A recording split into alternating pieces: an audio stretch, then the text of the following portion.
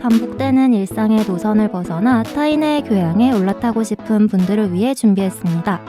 본격 지식, 생각, 시선 투척 방송 개별 교양 환승센터 27회 리더편 지금 시작합니다.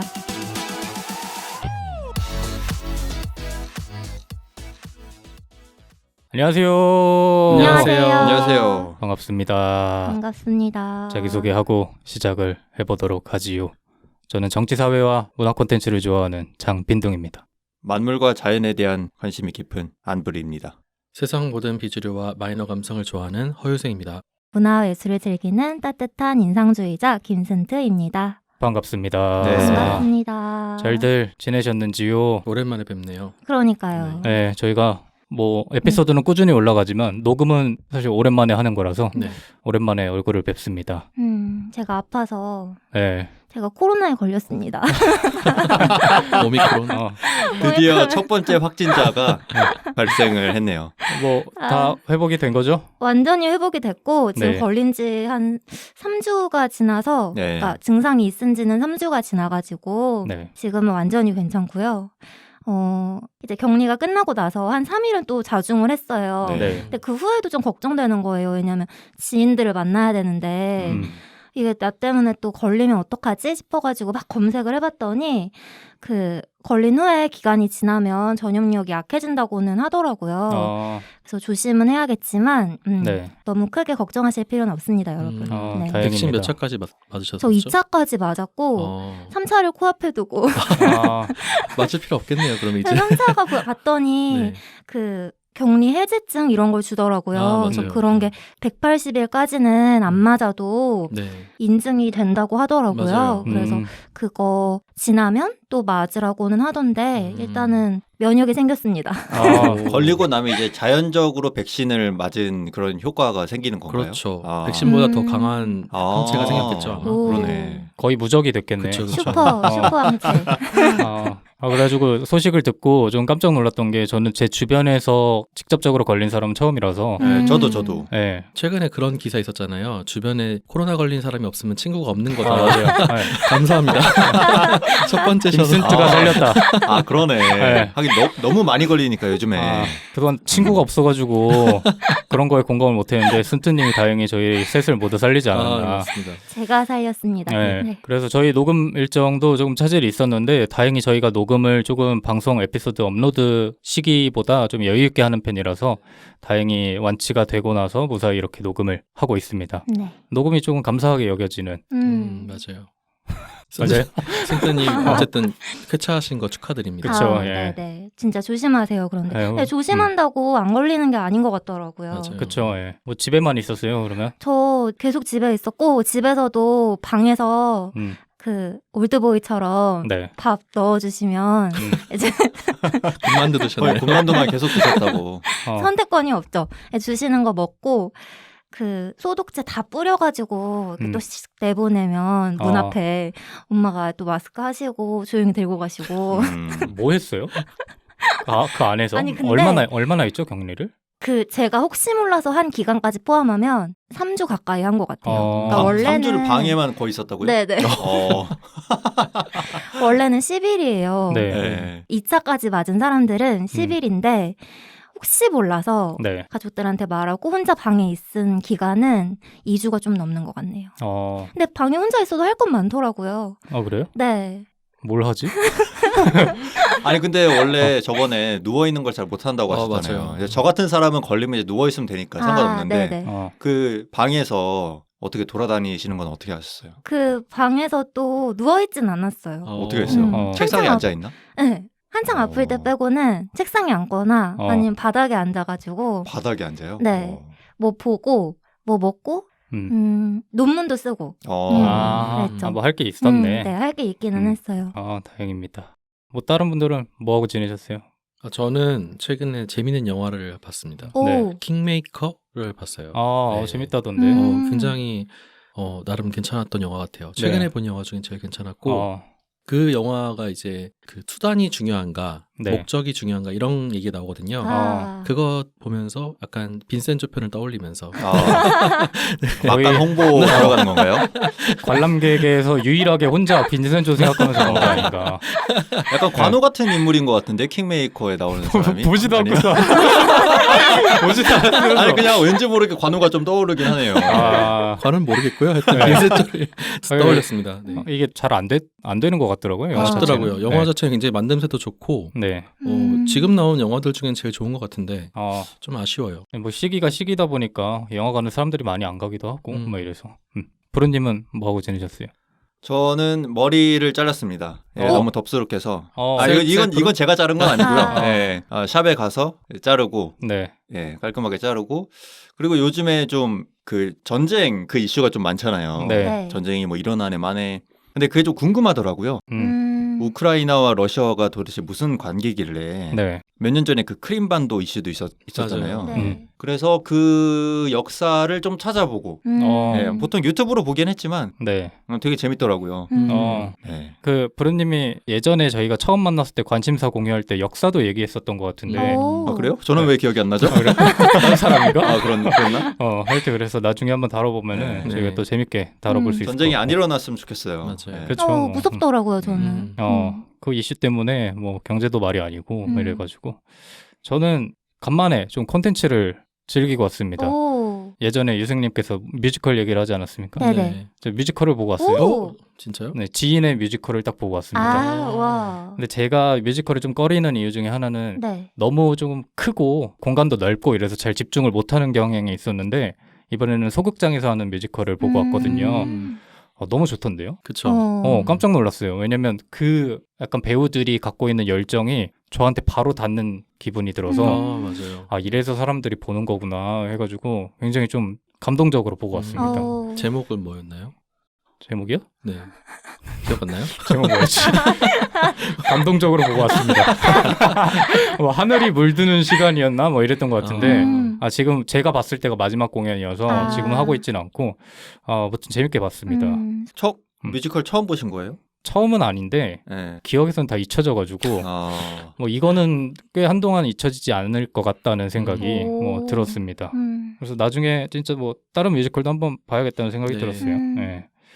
뭐 이렇게 지냈습니다. 쓴트님도 다시 건강해지셨고 네. 그래가지고 다른 분들도 잘 지내신 것 같고 오늘은 저희 제1회 개교한 선배 모의대선 3번 후보가 나오는 에피소드입니다. 쓴트님께서 네. 준비하셨습니다. 제가 모시고 온 분은 패널들은 다 아실 테니까 들으시는 분들 한번 추측을 해보세요. 제가 이 말만 하면 다들 아실 것 같은데. 들으시는 분도 아세요. 아, 그래요? 제목 보고 아, 그렇구나. 그냥 말하겠습니다. 네. 바로 윤여정 선생님입니다. 윤여정 선생님을 통해서 여러 가지 이야기를 해보려고 하는데 먼저 여러분한테 우리가 중요한 얘기를 아는 것 같더라고요. 네. 그 대한민국에 저희가 리더를 뽑아보고 있잖아요. 네. 대한민국에 가장 필요한 리더의 요건들을 얘기를 안 해본 것 같아요. 그래서 그런 것들이 어떤 게 있는지 어떤 게 있다고 생각하시는지 먼저 얘기를 나눠보고 싶어요. 어떤 게 있을까요? 다들 어떤 요건을 생각하셨어요? 근데 앞에 그 에피소드 하신 두 분은 네. 자기랑 관련된 거 얘기할 거 아니야? 그렇죠. 저는 뭐 충심, 의리, 무력 뭐 이런 거 아니에요? 아, 그런 거 말고. 그런 거 아니에요? 그러면 제 후보를 반하는 얘기를 해야 되나요? 뭐 어떻게 얘기를 해야 돼? 네, 뭘 어떻게 해야 되지? 그래도 뭐든 좋아요. 뭐 후보와 관련된 것도 좋고 얘기를 해봐 주시면 좋을 것 같아요. 그래, 평소에 갖고 있는 생각을 네. 그 충심 이런 걸로 끼워 맞추지 말고. 화합? 제일 중요한 건? 화합이 아닐까? 화합. 네. 화합의 분위기를 만드는 리더? 네. 뭐, 그런 분위기를 만들든 본인 직접 이끌든 네. 그걸 무력으로 이렇게. 야 너네 화합할 거야 안 할 거야? 죽을래? 안 하면 죽는다. 나한테 바쳐라 충심해라. 네. 유생님은요? 저는 좀 생각했던 것들이 있어요. 평소에 네. 조직 장악 능력, 비전 제시 능력, 뭐 또 다른 리더를 만들어내는 리더십, 다시 말하자면 뭐 인재 양성 능력 이런 것들은 기본인 것 같고 네. 네. 제가 생각하는 제일 중요한 리더의 요건은 부당한 일을 타인에게 전가하지 않는 능력이 제일 중요하다고 생각합니다. 빈둥님은요? 저는 한 단어로 하면 통찰력입니다. 통찰력. 네. 다른 거 다 필요 없어요. 전체를 이렇게 바라보는 시야를 갖고 있어야 된다. 통찰만 있고 아무것도 안 하는 리더는 의미가 없잖아요. 통찰만 있고 아무것도 안 하는 리더도 있을 수는 있으나 네. 웬만하면 통찰이 있으면 아무거나 해요. 뭐든 해요. 어떻게 알아요? 네 번째 에피소드에 나오는 리더가 통찰력을 가진 리더이기 때문에 미리 이렇게 쌓아둬야 됩니다. 빌드업을 하시는 거예요. 저도 몇 가지를 생각해 봤어요. 네. 어떤 게 있을까 생각을 해봤는데 저는 일단 지금 대한민국 사회가 세대 간의 갈등이 좀 있다고 생각을 했어요. 그래서 네. 세대를 좀 아울러서 품을 수 있는 리더가 있어야 되지 않을까라고 저는 생각을 해봤고 네. 두 번째로는 지금 대한민국 문화가 세계로 뻗어나가고 있잖아요. 그래서 이거를 세계로 뻗어나가는 대한민국의 문화를 소개하고 이끌 수 있는 리더를 생각을 해봤고 이제 마지막으로는 사회가 이제 점점 다원화되고 있기 때문에 다양성이 존중되는 사회를 만들 수 있는 리더가 필요하지 않을까라고 네. 생각을 해봤습니다. 그리고 이 세 가지 요소가 유독 다른 세 분의 후보에 비해서 제가 모시고 온 윤여정 선생님이 가장 뛰어나다라고 말씀을 드리고 싶어요. 뭐가 뛰어나다고요? 제가 말씀드린 세 가지 요건. 앞에 네네. 그런 근거들로 인해서 네, 가장 네. 뛰어나다. 네. 그래서 그 하나하나를 왜 뛰어나신지를 네. 말씀을 드려보려고 합니다.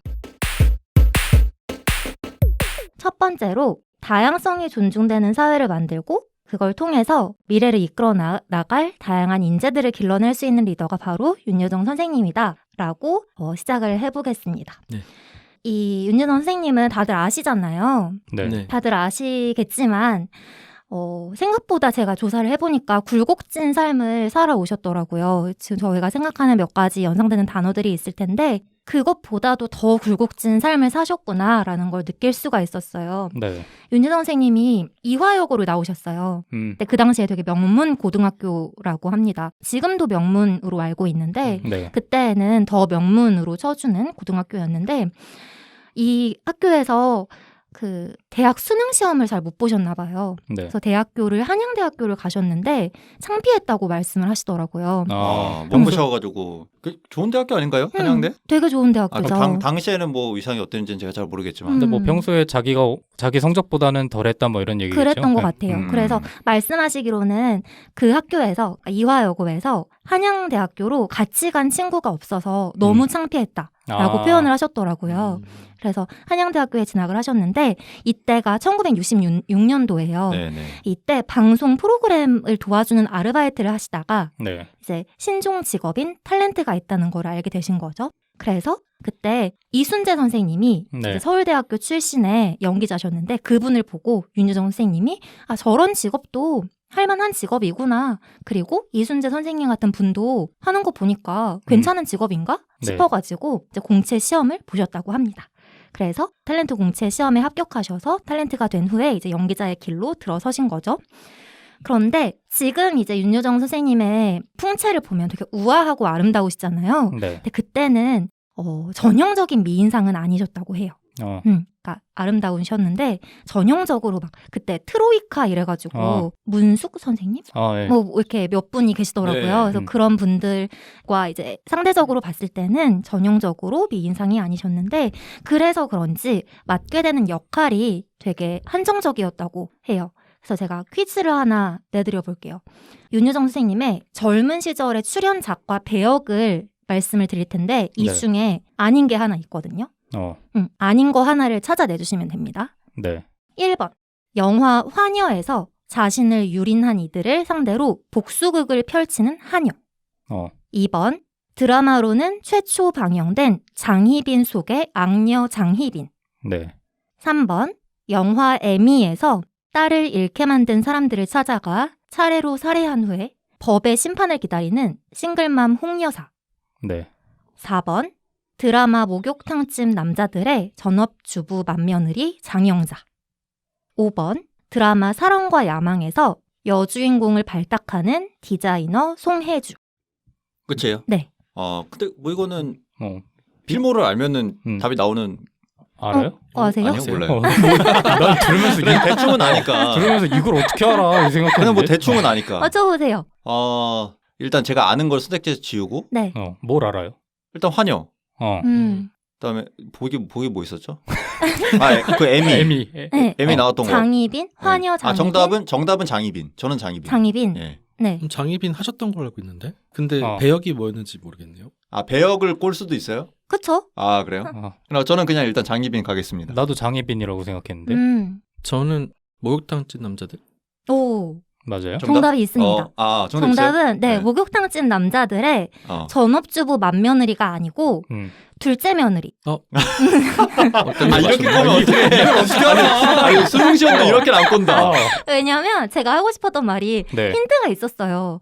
전형적인 역할을 안 하셨다고 했잖아요. 그러니까 전업주부 맏며느리 역할보다 둘째 며느리 역할이 뭐였냐면 시어머니에게 대드는 감수성 풍부한 둘째 며느리 노혜영 역할을 맡으셨거든요. 그러니까 하나씩 말씀을 드리면 먼저 첫 번째 영화 화녀에서의 하녀 역할은 1971년에 김기영 감독님의 영화 화녀에서 작곡가 동식의 집에 식모로 가가지고 그 작곡가한테 겁탈을 당하고 그 아내에 의해서 유산을 당하는 역할을 하셨어요. 그래서 그 후에 이제 복수극을 펼치는 역할로 청룡영화제 여우주연상을 수상하셨는데 이게 영화의 데뷔작이에요. 그러니까 영화의 데뷔작으로 이렇게 커다란 상도 수상을 하셨습니다. 완전 센케네요. 그렇죠. 그거 이제 리메이크도 나중에 됐잖아요. 맞아요. 이정재, 전두현이. 거기에도 나오지 않나? 네, 거기도 나오세요.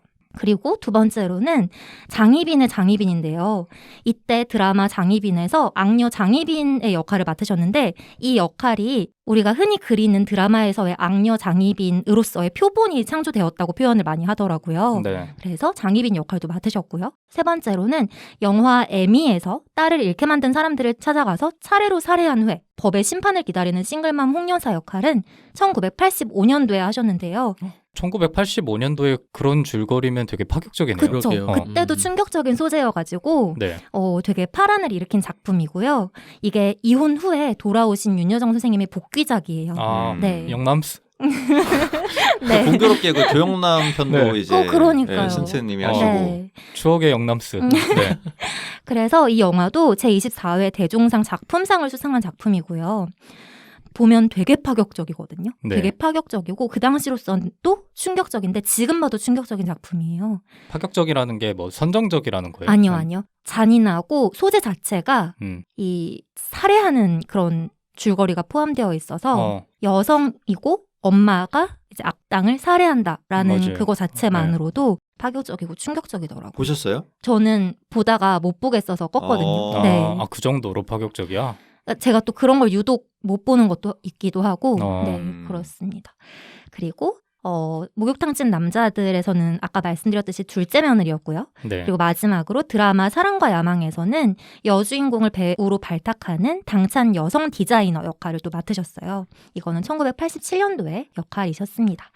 그래서 이제 쭉 필모를 보면은 이게 초기 작품들이거든요. 70년대부터 90년대 작품들인데 전형적이지 않아요. 그리고 되게 다양한 분야의 다양한 스펙트럼의 역할을 맡으셨는데 사실 이거는 자의도 있지만 타의도 큽니다. 왜냐하면 이 당시에 아무래도 개성이 있고 전형적인 미인상과는 조금 거리가 있는 그런 마스크를 지니고 있었다라고 평가를 받으셨기 때문에 역할이 들어오는 것 자체가 이런 역할들이 많았다고도 얘기를 하시고 그 중에서도 이제 본인이 택하는 작품들이 이렇게 선택을 하신 것 같아요.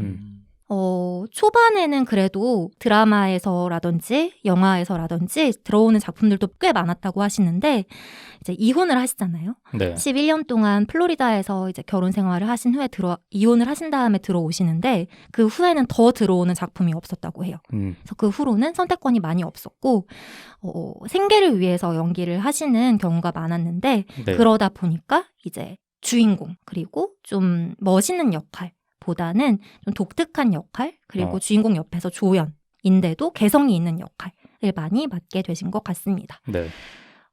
그래서 역할들을 좀 보면은 좀 요새 신여성이라고 표현을 해야 되나요? 그런 여성들의 역할을 많이 하셨어요. 당당한 마인드를 가진 주체적인 여성의 역할을 많이 하셨는데 이걸 뭐라고 표현을 하시냐면 이렇게 말씀을 하셨어요. 저는 결코 미인이 아닙니다. 김기영 선생님도 저를 퍼니페이스라고 하셨는데 저 역시 동감입니다. 그래서 제가 할 수 있는 그리고 하고 싶은 역할은 순종이나 미적인 감각을 벗어난 웬만해서는 타협이 잘 안 되는 그런 성격을 가진 역할을 하고 싶습니다.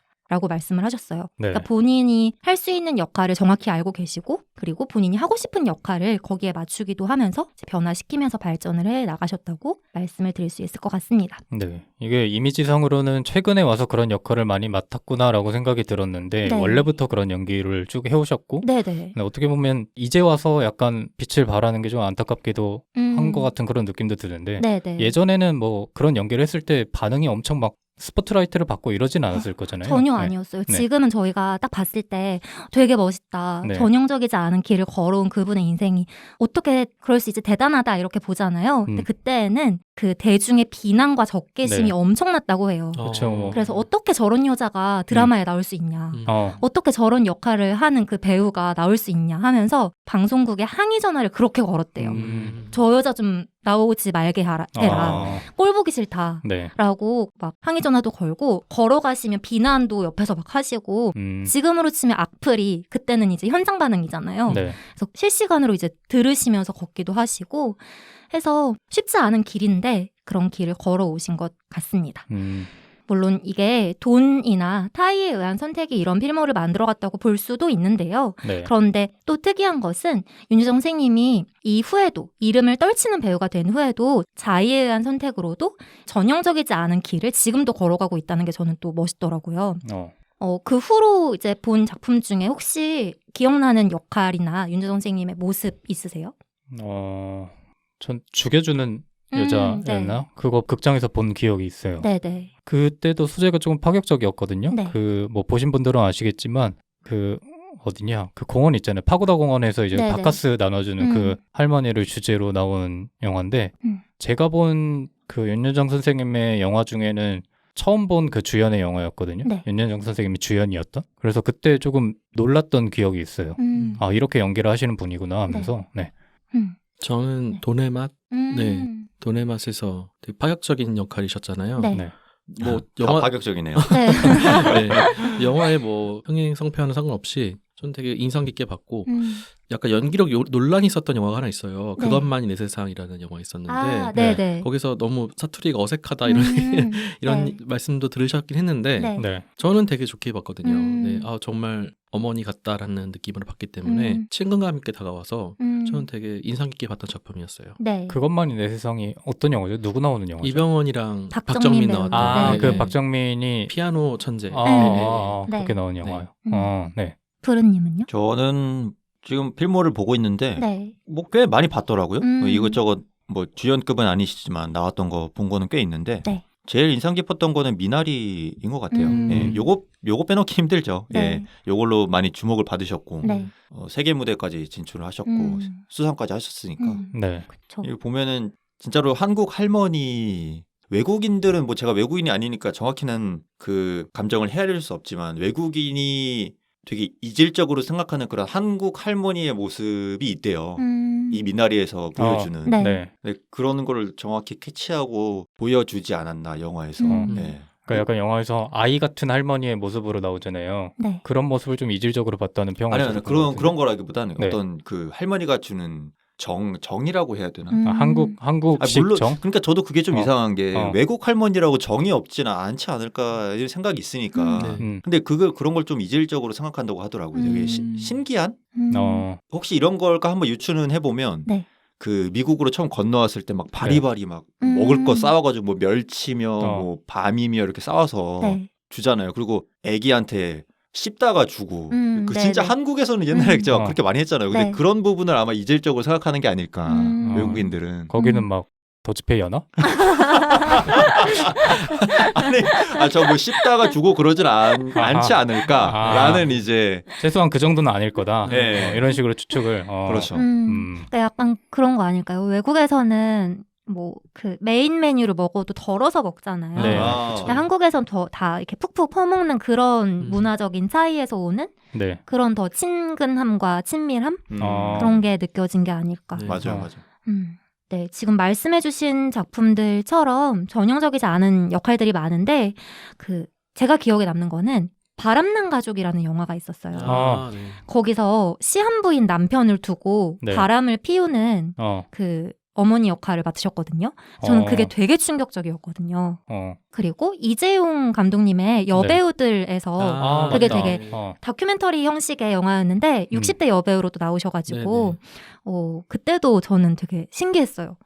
저런 식으로도 영화를 찍을 수 있고 저기 나오는 여배우들도 되게 대단하다 이런 네. 생각을 했었고 그리고 빈도님이 말씀하셨던 죽여주는 여자에선 저는 엄청난 문화적인 충격을 받았거든요. 네. 이미 경제에 오른 여배우가 저런 역할을 맡아서 저렇게 연기를 한다는 게 저로서는 되게 대단하다, 진짜 멋있다라고 생각을 한 작품이고 저는 최근작이라기에는 몇 년이 되기는 했는데 찬실이에는 복도 많지. 네. 독립영화. 네, 독립영화인데 네. 일단 이 독립영화에 출연하신 것도 저는 의외였는데 여기서 짧게 나오시거든요. 네. 근데 제가 느낀 게 이분은 짧게 나오셔도 적절한 강도로 전체 작품에 해가 되지 않을 정도로 그 인물만의 서사를 그려내는 힘이 있구나 라는 생각을 했어요. 왜냐하면 되게 짧게 나오고 그 대사 속에서 던지시는 그분의 인생에 대한 단서도 몇 개가 안 되는데 그 몇 가지 단서를 가지고 이 할머니는 이런 인생을 살았겠다. 그리고 되게 애잔하고 애절하고 저분의 사연이 궁금하다라는 궁금증이 들 정도로 되게 섬세한 연기를 펼치시더라고요. 집주인으로 나왔었나? 네, 맞아요. 집주인인데 이제 방을 하나를 안 쓰는데 그 방이 자기 딸 방이었고 맞아. 그리고 한글을 배우시는데 그 한글을 배우시는 이유가 공과금 납부나 뭐 이런 거 때문에 배우시는 할머니 역할이었는데 네. 거기서도 저는 인상 깊게 작품을 봤거든요. 네. 근데 이렇게 어느 정도의 경지 그리고 지금은 최고의 자리에 있으시잖아요. 최고의 자리에 있으심에도 불구하고 이런 전형적이지 않은 길 그리고 남들이 쉽게 도전하지 못하는 이 도전을 하시는 그런 이유에 대해서 윤지원 선생님이 이렇게 말씀을 하셨더라고요. 사치라고 말씀을 하시더라고요. 왜냐하면 돈에 의한 선택이나 아니면 명성에 의한 선택을 하는 거는 본인 기준에서는 가난한 선택인 거예요. 그런데 내가 하고 싶은 역할을 맡고 내가 좋아하는 감독의 작품을 선택하고 이야기만을 보고 역할을 하겠다고 선택하는 거는 나에게는 최고의 사치이다 라고 말씀을 하시더라고요. 그래서 독립영화를 선택하는 경우도 그런 경우인 것 같아요. 그래서 각종 인터뷰를 보면은 독립영화를 이제 참여를 하실 때 오히려 돈을 더 보태시거나 많이 받지 못하시는 경우도 많은데 이 배우에게, 윤여정 배우에게 그런 선택은 사치이다. 그리고 젊은 시절에 돈에 의해서 연기 인생을 꾸려갈 수밖에 없었는데 그걸 이제 극복하고 나서 어느 정도 이루고 난 다음에 이런 작품을 선택하는 거는 똑같이 전형적이지 않은 역할이고 의외의 선택이지만 되게 본인에게는 의미가 다르게 다가가겠구나. 그리고 그 모습이 저는 멋있다라고 느껴졌어요. 근데 이 대선 편의 첫 번째 생존자고 네. 아직 살아계시는 분이고 생존자라고 하시고 생존자로 좀 어폐가 좀 있는 것 같고 죄송합니다. 그리고 한국의 또 레전드다 보니까 네. 이게 네거티브가 안 되네. 아니에요. 깔 수가 없네. 깔 수는 있어요. 본인을 놓으시면 돼요. 이게 좀 반칙인 게 현실에 존재하신 인물 데려오시는 그러니까 거는 이거 좀 반칙이 아닌가. 약간 리스펙해야 되는 분을 데려오니까 이거 깔 수가 없네. 앞에 두 분과 결이 많이 다르잖아요, 지금. 앞에 두 분은 되게 갑자기 폭력적으로 보여, 두 사람이. 심지어 저는 되게 극단적으로 보이고. 녹음한 다음에 갑자기 올림픽 반중정서 확산되면서 중국에 대한 엄청난 반감이 생기고 있는데 관우편이 지금 올라왔어요, 저는. 그러니까. 네. 큰일 났습니다. 이슈가 될 수 있잖아요. 이슈요? 네. 노이즈 마케팅인가요? 지금 시대에 중국인을 찬양하는 자가 있다. 뭐 이런 거 아니에요? 걱정이 되는데. 그래서 제가 첫 번째로 말씀드렸던 다양성의 측면에서 본인의 인생을 통해서 그 다양성을 추구하는 모습을 보여주시는 게 윤여정 선생님이다라고 말씀을 드릴 수 있을 것 같고요. 그게 이제 세계에서도 인정을 받아서 아카데미 수상 후에 여러 인터뷰에서도 다양성을 강조하시는 모습을 많이 보여주시기도 했습니다. 네. 그래서 그런 측면에서 대단하신 분이다라고 말씀을 드릴 수 있을 것 같고요. 근데 이게 본인만 잘난 게 아니고 이제 후배들한테도 많은 영향을 미치십니다. 그래서 그 아카데미 수상 후에 여러 가지 다큐멘터리가 많이 만들어져요. 네. 그런데 거기에 윤여정 선생님을 응원하고 그분에 대해서 말씀을 하시기 위해서 정말 많은 배우들이 출연을 하시더라고요. 뭐 전도연 씨, 김고은 씨, 뭐 강부자 선생님부터 시작해서 말씀을 하시는데 네. 그게 그분이 살아온 인생을 보면서 그 많은 사람들이 영향을 받았기 때문에 그런 다큐멘터리에서도 그분에 대해서 말씀을 하실 수 있는 게 아닌가라는 생각을 들었습니다. 저번에 아카데미 갈 때도 네. 한 명만 이렇게 동행을 할 수 있었다고 들었는데 네. 코로나 때문에 그것도 일부러 이렇게 한예리 씨랑 같이 가겠다고 네. 직접 말씀해 주셔가지고 음. 그 정도로 뭐 후배를 이끌려고 하는 그런 마음 자체가 네. 기본적으로 내재되어 있으신 것 같아요. 원래는 한예리 씨는 참석을 못하는 뭐, 거였나요? 그러니까 정확히는 찾아봐야겠지만 제가 알기로는 윤여정 선생님의 배려를 해서 이렇게 한예리 씨랑 같이 간 걸로 알고 있거든요. 개인 수상이니까 이제 본인만 가게끔 했는데 네, 아마 그랬을 거예요. 후배도 이제 세계 영화계 무대에 세우려고 뭐 음. 그런 네, 당시 뭐 한예리 씨는 노미네이트가 안 된 상황이었으니까. 네. 그때 또 한예리 씨가 말하기로는 윤여정 선생님께서 이제 너는 견학을 한 거고 너의 작품으로 다시 여기에 오면 된다. 라고 또 말씀을 하신 게 유명하게 남아있더라고요. 야, 후배 입장에서는 뭐 감화가 안 될 수가 진짜. 없겠다. 그러니까요. 진짜. 네. 네, 그래서 이렇게 영향을 많이 미쳤는데 그 업계에서 주변 사람들한테 정말 여러모로 인정을 받으시는 분이다라고 말씀을 드릴 수 있을 것 같고요. 네. 제가 이쯤에서 이제 가상이니까 네. 공약 한 가지를 내걸게요. 공약이 제가- 겨우 한 가지인가요? 안 보려는 몇 가지나 네, 했는데. 저는 지금 뭐 세 가지를 공약했는데. 한 가지? 어쨌든 네. 제가 대변인이잖아요. 이제 따지고 치면은 네네. 저희 이제 윤여정 후보님은 되신다면 이 뜻을 받아들여서 이제 전국에 독립영화 상영관을 네. 증설하도록 하겠습니다. 이게 대한민국과 그러니까. 무슨 상관이죠? 한 10명 중에 한두 명도 안 되겠는데 좋아하는 사람이? 뭐 좋아하시는 분 계시겠지만 이게 이게, 대한민국의 네. 현 상황과 무슨 역시 상관이죠? 다양성을 추구하시네요. 그러니까요. 다양성. 네. 영화인들한테는 득표를 할 수 있겠네요. 그쵸, 그러네요. 예. 그리고 저와 같은 이제 관객의 입장에서도 네. 그냥 저는 요새 독립영화 보려고 해도 상영관이 많이 아, 없어서 아, 볼 수도 없더라고요. 약간 소수를 위한 정책을 펴시는 점이 이제 정의당과 좀 닮으셨어요. 그러면 약간 그런 느낌이 네, 나는데 소수를 위한 정책. 현실 정치와는 관련이 없습니다. 관련 없습니까? 관련이 소수를 위하다 보면은 다수에게 외면을 받는 경우가 많이 생기는데 약간 그래서- 정책적인 스탠스가 지금 자, 정의당인데. 그래서 두 번째 네. 다수를 위한 다수요. 네, 네. 다수를 위한 이야기를 좀 해볼게요. 두 번째로는 세계로 뻗어나가는 대한민국의 문화를 당당하게 소개하고 이끌 수 있는 리더다. 그래서 윤여정 선생님을 뽑아야 한다라고 네. 말씀을 드리고 싶습니다. 네. 반응이 이게 터무니가 없어서 삑사리가 나는데. 그러니까 우리 셋 다 지금 네. 네거티브를 하고는 싶은데 할 수는 없고 그렇다고 이 내용이 너무 막 이렇게 칭송하고 싶지는 않은데 약간 마뜩잖긴 해요. 마뜩잖긴 한데. 되게 복잡한 감정이야. 아이고 웃겨. 대한민국의 문화를 이제 세계에 소개할 수- 소개하는 네. 문화 여기서는 외교관 이런 네, 느낌. 네, 문화 외교관이시죠. 아, 어떤 얘기를 하고 싶었냐면 영어랑 관련된 얘기를 하고 싶었어요. 네. 최근에 지식인에 제가 이거 자료 조사를 하면서 윤여정 영어 이렇게 쳤더니 어떤 글이 나왔냐면 네. 윤 선생 영어 교실 윤여정이 만든 거임? 이라고.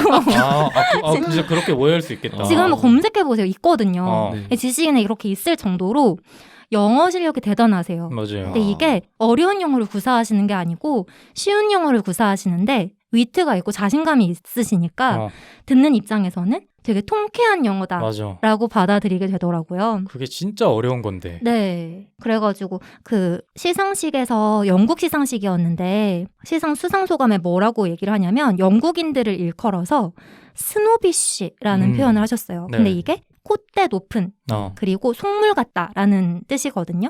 그런데 이게 보통은 자기보다 아래인 사람들을 경멸하는 표현인데 네. 영국인들이 블랙 코미디를 좋아한다고 해요. 근데 배우가 큰 시상식에서 수상소감으로 본인들을 일컬어서 그런 단어를 쓰니까 오히려 이게 블랙 코미디로 받아들이면서 되게 위트 있다, 맞아요. 재미있다, 대단하다라고 받아들이는 경우가 있었더라고요. 실제로 빵 터졌잖아요. 네, 그렇죠? 네. 그러니까 뭐 뉘앙스가 뭐였는지 잘 기억이 안 나는데 그 콧대 높은 영국인들이 나한테 이런 상을 주니까 너무 좋다. 이러니까 빵 터지더라고요. 그렇죠. 기본적으로 뭐 문화가 다른 사람을 그러니까 동양인이 꼭 아니더라도 문화가 다른 사람을 웃기기가 엄청나게 어려운 일인데 네. 거기다가 특히 동양인이 서양인을 웃길 때에는 대부분은 좀 자기 비하가 들어간 그런 유머 코드를 심어서 네. 서양인들로 하여금 그냥 좀 비웃게 만드는 그런 유머 코드가 되게 많았거든요. 그동안에는. 근데 윤여정 씨가 추구하는 그런 유머의 스타일이나 화법의 스타일은 약간 자기가 갖고 있는 정체성을 드러내면서도 윤여정 선생님이 갖고 있는 무언가를 스스로 비하하지 않고 오히려 그냥 그들을 풍자하는 식으로 펼쳐지다 보니까 모두가 좀 유쾌한 방향으로 웃게 되는 네. 그래서 뭐 피해자가 없는 유머를 추구하시는 것 같아서 네. 그런 부분을 되게 저도 평소에 대단하다고 많이 생각을 왜 했었거든요. 이렇게 띄워주시는 거예요? 후보 연대를 또 하실 건가요? 생각해보니까 내가 지금 아니 근데 이거는 근데 반론이 가능한 게 네. 대한민국 대통령이라면 네. 대한민국의 대표자로서 네. 영어를 네이티브하게 쓸 수 있다고 하더라도 네. 한국어를 써야 됩니다. 이거는 다들 알고 계시죠? 그렇죠, 그렇죠. 예. 그러니까 외국 정상과 자리를 할 때 일부러 통역을 데리고 가요. 아무리 뭐 자기가 영어를 잘하고 한다고 하더라도. 네. 그 약간 그런 거 있잖아요. 비공식석상에서 예를 들어서 비공식? 맥주 한잔 한다든지 맥주를 갑자기요? 네. 예. 그분들과 이제 네. 공식적인 자리 말고 사진 찍히는 자리 말고 네. 그런 자리에서 이제 대화를 하면서 유대를 돈독하게 해야 영국 되잖아요. 정상한테 you snobbish, 어, British 이러면서 이제 그래서 뭐 유머가 형성이 되면은 뭐 안 되는 것도 풀리고 이러는 경우가 많으니까. 그쵸, 그쵸. 근데 생각해보니까 자꾸 지금 말리는 것 같아요. 저처럼 이렇게 말리지 마세요. 지금 내 스탠스를 자꾸 읽고 있는 것 같아. 지금 윤여정 선생님한테 넘어가가지고. 네. 아, 그래서 보면은 지금 빈노님이 먼저 말씀을 해주셨어요. 제가 하고 싶은 말을. 말을 좀 아끼겠습니다. 뭐 얘기했었죠? 아니 뭐라고 말씀을 하셨냐면 네. 동양을 낮추거나 그리고 또는 반대로 과하게 나가면 그런 자리에서 서양을 낮추는 경우도 있어요. 그러니까 우리가 대단하다. 너네가 스노비 씨가 잘못하면 그렇게 들릴 그쵸. 수도 있는 말이었죠. 네네. 그렇죠. 관우 같은 사람이 하면 이제 반감이 바로 오는 거잖아요. 그러니까 중화사상 어딜 감히 나를 이러면서. 그러니까 그 중화사상을 약간 내비치면 비호감으로 보이기가 되게 쉽죠. 그렇죠. 네. 그럴 수 있는데 윤 선생님은 그걸 아슬아슬하게 위트 있게 말씀을 하시면서 자국의 문화, 그러니까 우리의 문화와 타국의 문화를 함께 존중을 하시는 뉘앙스로 말씀을 하시더라고요. 네. 이제 수상수감 속에 어떤 말씀을 또 하셨냐면 우리는 다른 영화에서 다른 역할을 맡았는데 우리가 어떻게 경쟁을 할 수 있겠냐. 그 서양인들 앞에서 우리는 각자의 영화에서 최고였다. 라고 말씀을 하시는 게 타인을 까지도 않고 본인을 과하게 높이지도 않지만 다 같이 이렇게 우리가 모두 최고였다라고 말씀을 네. 하시면서 그 수상의 품격을 좀 높여주시는 말씀을 하셨더라고요. 그 뒤에 나는 단지 운이 좋았던 사람이었다 이렇게 얘기하셨었죠. 네네 맞아요. 그래서 요런 리더이다라고 말씀을 드리고 싶었고요. 네. 이제 마지막은 세대를 품을 수 있는 리더라고 말씀을 드리고 싶은데 여기서도 아까 그 말씀하시는 거와 이어지게 이제 한국에서의 발언들 좀 살펴봤어요. 그런데 요새 이슈가 많이 됐더라고요. 네. 휴먼 여정체라고. 맞아. 사람들이 또 신조어를 만들어가지고 네. 직설적이지만 위트 있는 화법 그리고 할 말을 다 하지만 우아한 화법이라고 말을 많이 하더라고요. 제가 그 링크 들었는데 네. 혹시 말씀하셨던 발언 중에 공감하셨거나 감명 깊은 발언이 있으셨나요? 나이 들수록 더 노력해야 돼. 네. 이거 되게 인상적이었던 것 같아요. 젊을 때는 빼어난 미모 때문에 아니면 그 젊음의 패기 때문에 딱히 노력하지 않아도 성취하는 경우가 있다. 네. 근데 그걸 자기의 노력이라고 생각할 수도 있게 된다. 저는 이렇게 해석을 했거든요. 네. 근데 나이 들면은 그게 아니었다는 걸 이제 깨닫게 되고 그때부터는 진정한 노력을 해야 젊었을 때만큼의 성취를 이뤄낼 수 있다. 현재 본인의 상황을 얘기하는 것 같기도 하고 그러면서 그게 어떻게 보면 인생의 통찰이잖아요. 자기가 맞아요. 겪었던 걸 바탕으로 해서 후배들한테 해주는 얘기인데 꼰대스럽지 않으면서도 따뜻한 조언 같은 느낌이어서 좋은 것 같아요. 그게 되게 어려운 건데 그런 나이 들수록 더 노력해야 돼라는 말이 꼰대스럽게 들리기가 말씀하신 대로 되게 쉽잖아요. 특히나 약간 젊은 사람들이 보기에 노력 자기는 안 하는 것 같아 보이는데 왜 저런 말을 하지라고 생각하는 경우가 많은데 네. 윤여정 선생님은 그런 느낌이라기보다는 정말 자기가 노력을 하고 있으니까 그 말이 더 와닿게 되는 것 같아요. 네. 맞아요. 또 한 가지는 나이 들면 원래 노력 안 하잖아요. 그냥 기존에 있던 경험이나 이런 거 가지고 뭐랄까요? 그냥 연륜이 있다고 생각하는 그냥 퉁치고 넘어가면서 어떤 일을 하기가 쉬운데 그렇지 않고도 더 노력한다라는 말씀 자체가 굉장히 꼰대스럽지 않게 느껴지는 것 같기도 해요. 오히려. 네. 나이를 먹었는데 내가 왜 노력을 해야 돼라고 보통은 생각을 하니까. 그러니까요. 네. 저희가 이제 윤여 선생님은 꼰대가 아니다라고 말을 하는데 정작 윤여 선생님은 방송에 출연하셔가지고 본인을 일컬어서 당연히 꼰대다. 나는 꼰대 같다라고 말씀을 하셨어요. 이게 어디서 나온 발언이냐면 비정상회담에서 꼰대와 관련된 사연을 이제 얘기를 하면서 윤정 선생님을 초대한 거예요. 네. 그래서 윤정 선생님은 본인을 꼰대라고 생각하시나요? 질문을 던진 건데 뭐라고 말씀을 하시냐면 나는 꼰대예요. 옛날이 그립다는 것이 꼰대인데 저는 상대적 박탈감이 없었던 옛날이 그립거든요. 그런데 나를 꼰대라고 정용화지어서 이 사연을 가져온 이 프로그램이 마음에 안 든다. 그러니까 그렇게 당신들은 나를 하면 안 된다. 내가 꼰대지만 라고 말씀을 하셨어요. 그런 부분에서 되게 위트가 느껴졌고 정작 본인은 젊은이들한테 메시지 주는 거를 싫어하세요. 네. 그걸 이제 말씀을 하시면서 젊은이들한테 내가 무슨 메시지를 주냐. 내가 교황이냐. 라고 또 이렇게 말씀을 하시고 네. 되게 진심 어린 말씀을 젊은이들한테 그럼에도 불구하고 많이 하시는데 네. 본인이 되게 아픈 인생을 어떻게 보면 또 살아오셨잖아요. 그런데 모두가 처음 살아보는 인생이기 때문에 매일 실수하고 매일 새로운 날이고 매일 아파지는 건 당연하지만 네. 시간이 갈수록 덜 아파지는 건 내가 경험을 했기 때문에 어려움을 겪고 있는 다른 사람들도 그렇게 생각하고 인생을 살아내라 라고 말씀을 하셨습니다. 이게 작정하고 전해주려고 하면 저희가 좋게 받아들여지지 않을 수 있는데 오히려 툭툭 던지신단 말이에요. 네. 근데 그 말 안에서 힘이 생기는 것 같아요. 그래서 이런 발언들을 통해서 젊은이들이 요새 열광하고 있고요. 그 문명특급인가요? 네. 거기서 제재님이 윤여정 선생님 만나가지고 얘기 나누고 하는데 그 편도 저는 되게 좋았거든요. 네. 시간 되시면 그 편도 보시면 좋을 것 같습니다.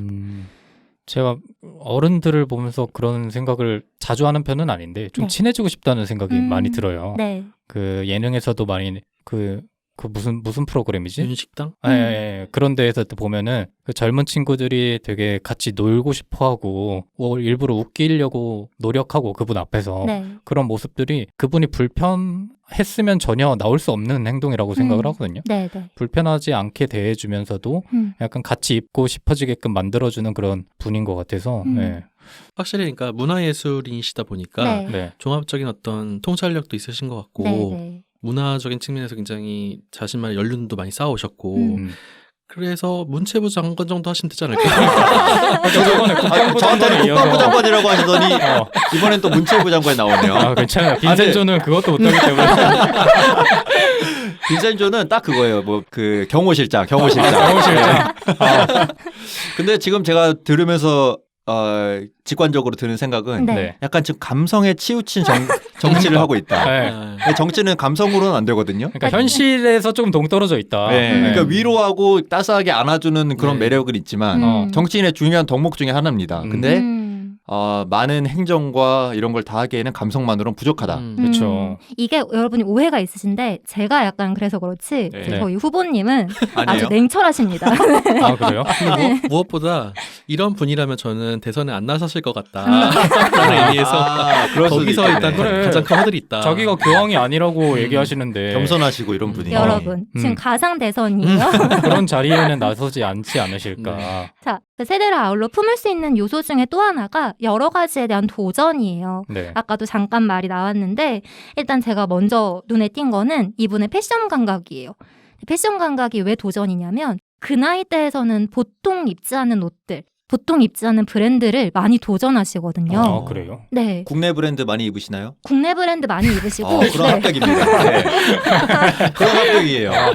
무명 브랜드 많이 쓰시나요? 무명 브랜드, 그러니까 이분이 사용하셔서 네. 무명이었다가 핫해진 브랜드들도 있고요. 아, 그런 합격이에요. 내수 시장을 이렇게 활성화하시네. 물론 해외 브랜드, 좋은 브랜드도 많이 입으시는데 여러 가지 도전을 두려워하지 않으세요. 그래서 70대의 뉴 룩을 만들어냈다고 평가를 받으시더라고요. 그래서 여러 가지 브랜드 또는 여러 가지 스타일에 도전을 하십니다.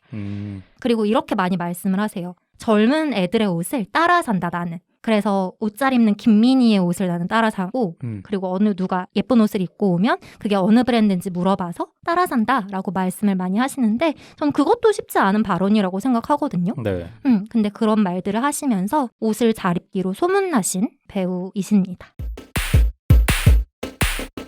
마지막으로는 새로운 것에 대한 도전으로 예능 출연을 얘기해보고 싶었어요. 네. 그래서 아까 다들 말씀해 주셔가지고 간단히 말씀을 드리면 2013년도에 꽃보다 누나에 출연하셔가지고 이슈가 많이 되셨고 이때 그 나영석 PD님이죠. 네. 이분을 되게 마음에 들어 하셨다고 해요. 그래서 이분과 함께하는 작품은 많이 출연을 하시는데 윤식당이라든지 윤스테이 이렇게 나영석 PD님이 하시는 프로그램에 많이 출연을 하시는데 이것도 새로운 시도이기 때문에 네. 그리고 70대 나이에서 도전하는 게 쉽지가 않은데 도전하는 모습이 대단하고 멋있다. 그리고 이런 모습을 통해서 젊은이들한테 이분이 멋있는 분, 대단하신 분이라고 네. 인정받고 있는 게 아닌가라고 생각이 들었습니다.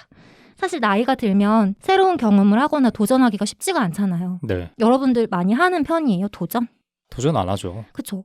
뭐 특별히 도전하시는 거 있으세요? 큰 도전은 못하게 되는 것 같아요. 네. 그러니까 어쨌든 자기만의 쌓은 커리어가 있고 네. 계속 누적시켜온 경험이라는 게 있다 보니까 네. 뭐 대단히 내 삶을 뒤흔들 만한 도전하기는 쉽지 않은 나이가 돼가고 있죠, 점점. 네. 개교환생이 가장 큰 도전이 아닐까 저는. 네, 제 왜 최근에 본인이 말하고 왜 웃어? 약간 짠내 나가지고. 저는 되게 취업을 일찍 한 편이거든요. 네. 취업을 하고 나서 권태기가 온 거예요. 번아웃이 바로 왔어요. 그래서 그때 내가 이 일보다 더 잘 맞는 일이 있지 않을까? 당연히 있겠다. 그리고 그러면 그 일을 하려면 그만두고 준비를 해야 되잖아요. 그때가 26살이었거든요. 근데 무서운 거예요. 내가 새로운 도전을 해서 잘할 수 있을까? 네. 그리고 내 나이가 이렇게 지금 많은데 그런 도전을 해가지고 새로운 일을 한다는 게 어떻게 보면 무모한 거 아닌가? 라고 생각을 해서 시도를 못했어요. 옮겨갈 뭔가는 정하긴 했는데 이거는 하고 더 싶은 좋아하겠다. 하고 싶은 것이 있었고 네. 이런 걸 하면 내가 더 행복할 것 같다라고 생각을 했었거든요. 근데 시도를 못했어요. 왜냐하면 나이 때문에. 근데 그 나이가 지금 생각하면 26대. 너무 네. 어리지. 26대였거든요. 근데 모두가 그런 것 같아, 진짜. 자기가 지금 겪고 있는 나이가 적게 느껴지는 사람은 거의 없는 것 같고. 네. 이제 지금 우리가 생각할 때 26은 되게 어린 나이지만 그 26의 김슨트가 느꼈던 그 26이라는 나이는 엄청나게 많이 그쵸. 먹은 그런 나이대로 느껴졌을 어리긴 것 같아서. 하죠. 26이면 뭐 김슨트님 20년 전이니까 어린 나이긴 하죠. 네. 한참 전이네. 지금 돌아보면 지금 저는 제가 하고 있는 일을 사랑하거든요. 네. 그래서 지금은 그때를 생각하면 두 가지 생각이 들어요.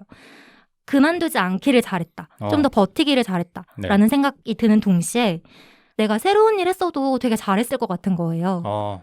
그래서 그런 부분이 조금 아쉽기도 하다. 네. 라는 그 양가적인 감정이 들기는 하는데 도전적인 측면에서는 그때 많은 나이가 아니었음에도 불구하고 겁이 나서 시도하지 못했던 것들이 네.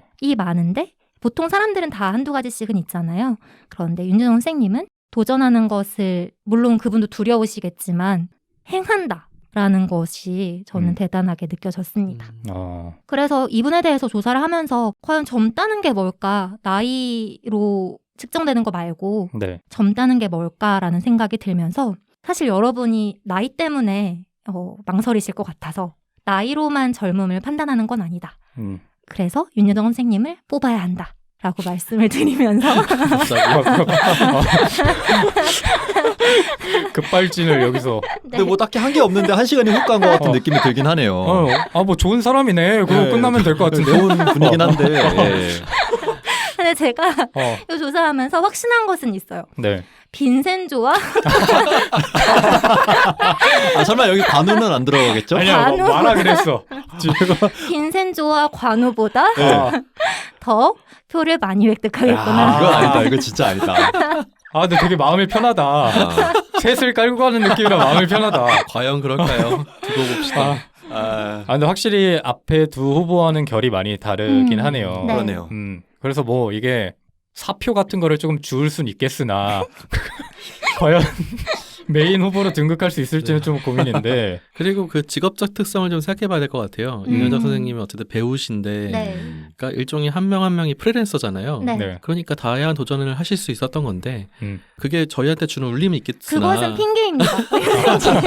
그러니까 울림은 줄 수 있겠으나 네. 뭐 모든 사람들에게 보편적인 그런 어떤 해당되는 내용은 아니다라는 그런 네거티브를 한번 해봅니다. 그러니까 우려하는 점이 네. 우리는 지금 좋은 사람 뽑는 게 아니잖아요.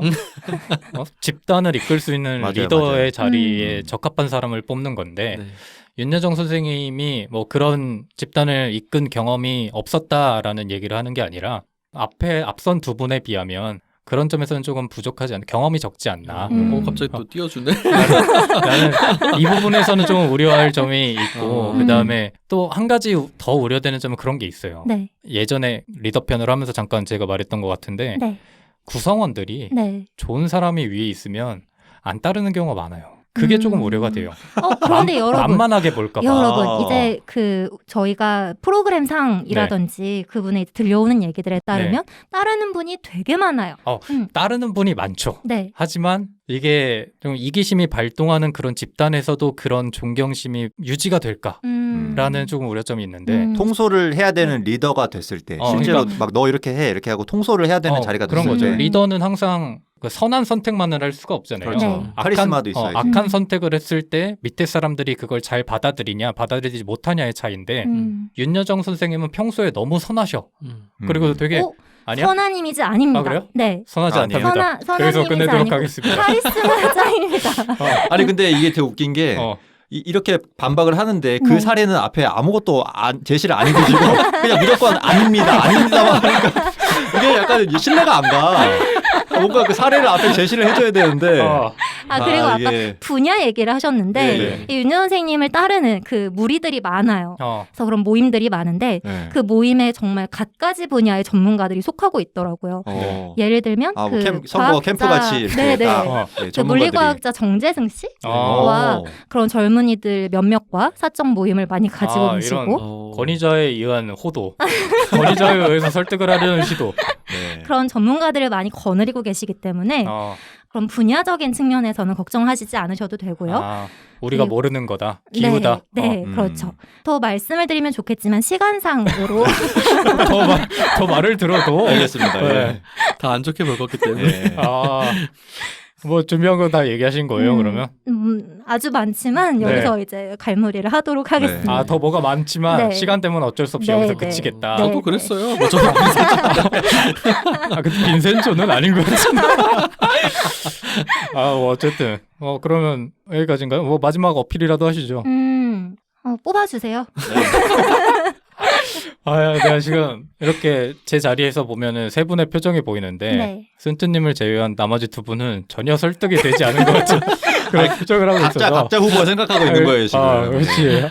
자기 후보가 더 뛰어나다고 이렇게 좀 안심을 하고 있는 게 아닌가 이런 생각이 드는데 세 번째 후보 어떠셨어요? 나머지 두 분은? 이런 얘기를 들은 적이 있어요. 그 어떤 뭐 그냥 지어낸 얘기일 수도 있는데 어떤 노인이 삶을 마감하면서 자기 자식들한테 이런 얘기를 했대요. 나는 70대가 되면서 이제 내 인생이 얼마 남지 않았다는 거를 생각을 하고 인생을 정리하기 시작했다. 그 유언 같은 그 자리였거든요. 근데 그 노인이 90대였던 거죠. 근데 나는 그때 내 남은 삶이 20몇 년, 30년에 가까운 삶이 남았는지는 전혀 몰랐다. 그리고 그때부터 나는 그냥 죽어가는 사람이었다. 30년을 서서히 죽어가면서 좀 산 거다. 사실 그때 내가 인생을 정리해야겠다고 마음먹은 그 시점에 무언가라도 시작했다면 나는 30년 동안 더 많은 성취를 이뤄냈을 텐데 이런 말을 했다는 어떤 그런 전래동화? 뭐 그런 전래동화요? 그런 걸 본 적이 있어요. 근데 되게 인상 깊더라고요. 근데 저희도 지금 이 얘기를 하면서 26대 나이가 많아서 선택을 못했었다. 뭐 저도 그런 경우가 있었고. 근데 그게 그 노인분이 봤을 때는 얼마나 이게 치기 어린 생각이겠어요. 자기는 70대에 시작하지 못한 걸 후회하면서 죽는데 어린이들이 20대에 나이가 많다고 생각하면서 뭔가를 못했다. 이런 걸 보면은 우리도 이제 인생의 궤적이 어느 정도 정해졌다고 생각할 수도 있지만 어쩌면 남은 인생 70년에 비하면 너무 어린 시기일 수 있겠다 이런 생각도 들고 윤여정 씨의 인생을 보면서도 그거를 느끼는 것 같아요. 저는 쭉 얘기를 듣다 보니까 니체가 좀 떠올랐어요. 철학자 니체가 좀 떠올랐는데 니체가 자기 삶을 바라볼 때 권위에 순종하지 말아라. 그리고 자기 삶을 가장 사랑하고 살아라. 이런 류의 어떤 철학을 펼친 사람이잖아요. 그러니까 순간순간 뜨겁게 살고 그 삶을 정말 사랑하면서 너만의 삶을 살아라라고 했던 철학자인데 윤여정 선생님의 삶이 좀 그렇지 않았나. 그리고 그분께서 우리에게 주시는 어떤 여러 가지 메시지가 그런 철학적인 의미가 좀 숨어있지 않나 생각이 들어서 전 되게 재밌게 들었습니다. 재밌게만 들었습니다. 이건지 잘 모르겠어요. 뭐 저도 재밌게 들었고 평소에 좋아하던 그런 배우분이라서 단순히 이게 배우에 국한된 게 아니라 사람으로서 좋아하던 분이라서 의미 있게 들었고 다만 이제 한 가지 걱정이 되는 거는 네. 윤여정 씨는 우리 사회에 필요한, 지금 우리 사회에 필요한 대통령의 자리에 필요한 리더라기보다는 젊은 친구들 혹은 그 나이대에 있는 사람들에게 귀감이 될 만한 롤모델에 조금 더 가깝지 않나. 롤모델과 리더는 조금 다르지 않나. 뭐 약간 이런 되게 간사해 보여. 이런 생각을 해보면서 여기서 조금 갈증이 해소되지 않은 거는 아마 다음 에피소드에서 해소가 되지 않을까. 두고 봅시다. 라는 생각을 네. 했습니다. 네. 뭐 리더와 롤모델은 아다르고 어다른